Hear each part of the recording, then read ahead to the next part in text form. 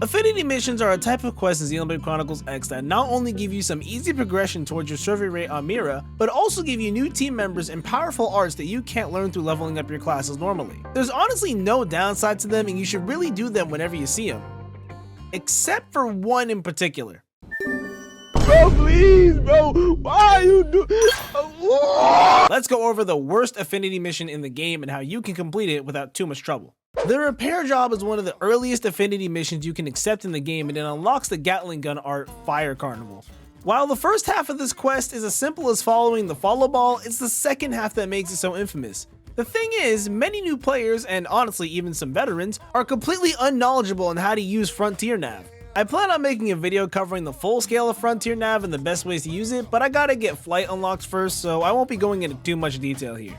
The main issue I've seen a lot of people run into is how to get yourself white cometites. In order to get this item, you need to put your data probes at FN Site 219, 118, and 115. It might seem as easy as placing a data probe and getting out of there, but there's a little more depth to it than that.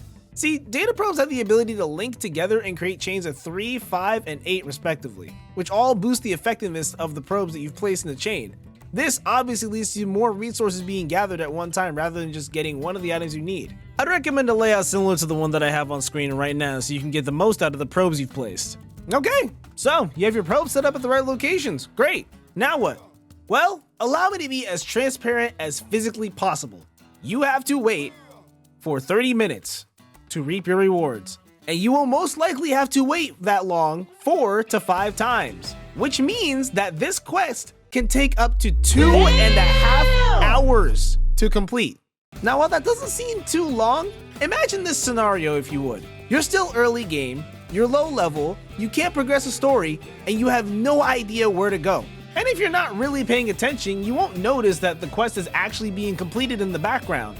So yeah, I feel like I was doing the wrong thing too. My point is, at this point in the game, you're still very vulnerable. You feel congested. You've barely gotten used to the game, and you really don't know what's going on when it comes to combat yet, so you're more than likely just aimlessly roaming around without a real goal in mind. Don't worry though, I have some suggestions for what you can do in this time too.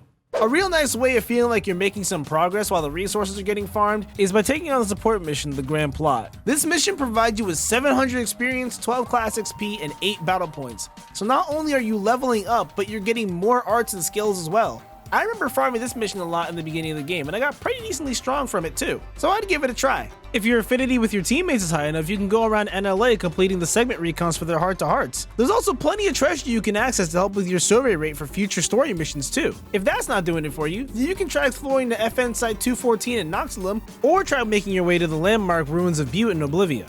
You'll be going to both these locations later in the game anyway, so it'll save you some time in the long run if you just want to focus on the story. There also might be some basic missions you can take on to give yourself a little more experience and money so you can get used to the game as you wait. There's a lot to do, so don't limit yourself, and just be patient. Eventually, you'll get to the point where you do end up collecting everything you need for this questline, and you'll finally be able to complete it. It's just a matter of knowing how to spend your time so you don't go crazy sitting there and waiting. I hope this video helps out some of you who need to complete this quest or feel like they don't know what they're doing. Trust me, it's not really your fault. Thanks again for watching, and I'll see you guys in my next video. Also, for all my Mega 10 fans that are still on this channel, I swear I didn't forget about you. That SMT3 video is coming, I promise. So did I just lose? Oh, I see. Listen, you don't want to do this. Fuck you.